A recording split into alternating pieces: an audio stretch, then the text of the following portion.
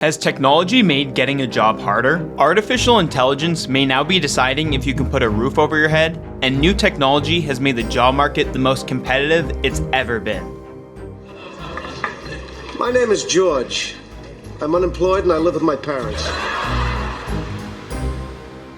When people think of AI taking over the job market, most assume the discussion is about replacing jobs.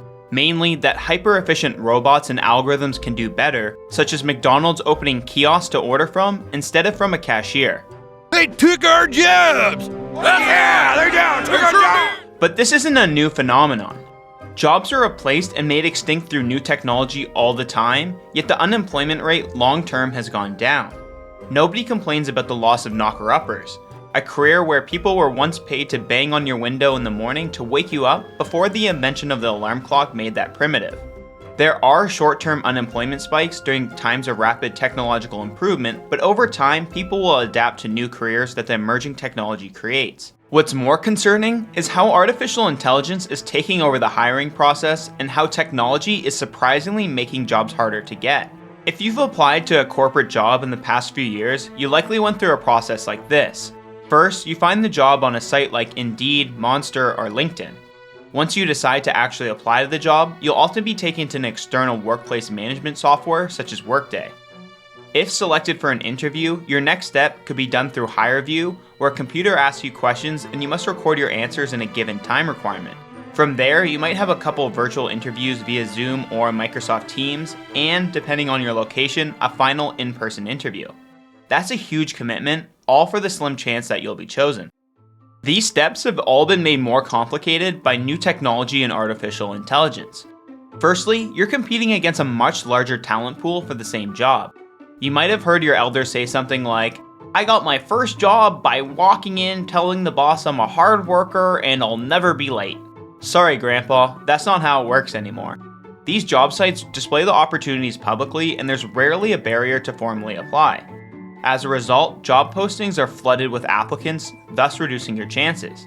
As a consequence of this, you'll often see entry-level jobs paradoxically requiring years of experience simply because with supply and demand, they can find an experienced worker willing to take a low salary. The COVID pandemic rapidly forced companies into adopting software allowing for remote working. Given many companies have adopted fully remote positions, you're no longer competing against just the other candidates in your local area, but the entire country as well. As a positive, the relative ease of applying to jobs online has in some ways helped curb hiring managers only considering a small talent pool in which they have some relation to, such as direct recruiting from a specific university. This has made many job applications more of a level playing field, but with the rise of LinkedIn, the business social network, these relationships are transparent but can be a bit ridiculous.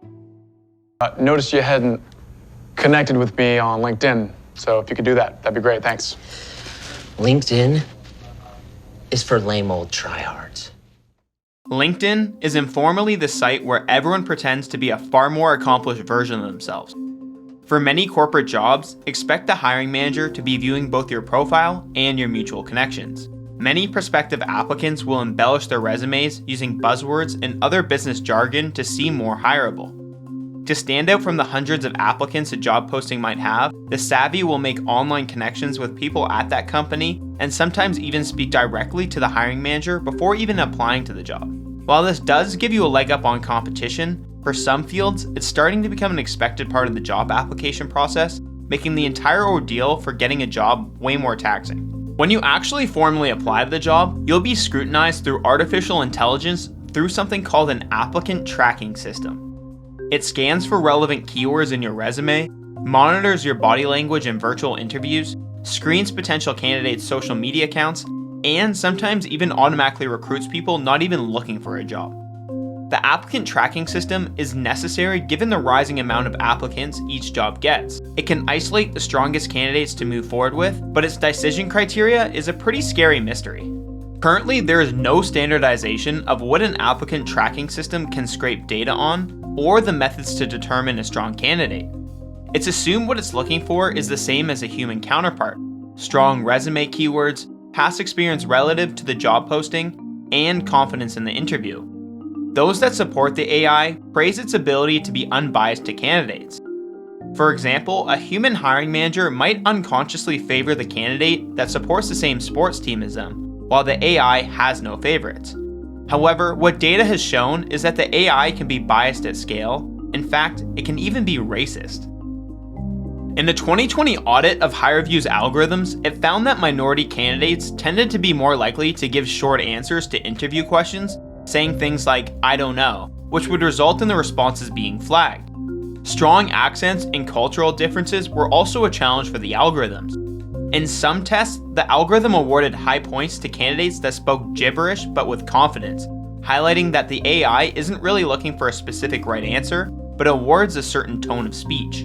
Given the high number of applicants for each job, many hiring managers have a very specific type of candidate that they're looking for and try to train the AI to find it. For example, in many corporate finance positions, the seniority is very structured.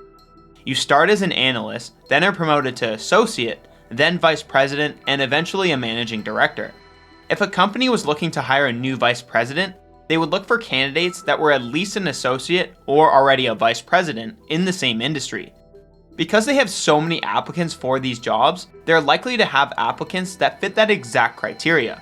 Therefore, hiring managers tell the algorithm to highly suggest applicants with the title of associate or vice president in their resume. While effective for the hiring managers to find highly relevant applicants, the problem is that many people are also qualified for the position but are not suggested by the algorithm because their career path didn't follow this exact linear progression. Some may have been in a complementary industry and shared the same skill set required for this position, but had a different job title. The algorithm may not be able to recognize the transferable skill set, and this candidate wouldn't be suggested to move forward. The result of this is that some jobs become nearly impossible to get without following a very specific career path, and companies may lose value from a lack of diverse experiences. The AI can be problematic at its core, especially when it takes traditional hiring issues and scales it to thousands of applicants. While many companies have stripped the ability for the AI to determine race or gender the way a human would, through sight or sound, these algorithms can find out that information anyway. Researchers found that men on average exaggerated their skills in comparison to women and were more likely to apply to senior roles that they weren't qualified for.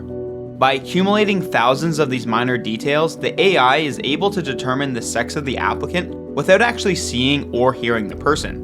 The AI algorithm is similar to that of YouTube's. It wants to suggest the best candidates, and therefore, because men tend to exaggerate their skills more, the AI suggests more men. This effect snowballs because the AI suggesting more men to move forward will also start recommending more men for other jobs as data shows that they're more likely to apply, further optimizing the AI to only promote certain demographics. To counter this, the AI also suggests jobs to people that a human might not think to. For example, prison guards have a surprising skill set match to veterinary technicians. They both have high levels of empathy, communication, and ability to manage difficult situations. Because of your gender or cultural background, you may not be suggested jobs or move to the next round of interviews despite being a solid candidate.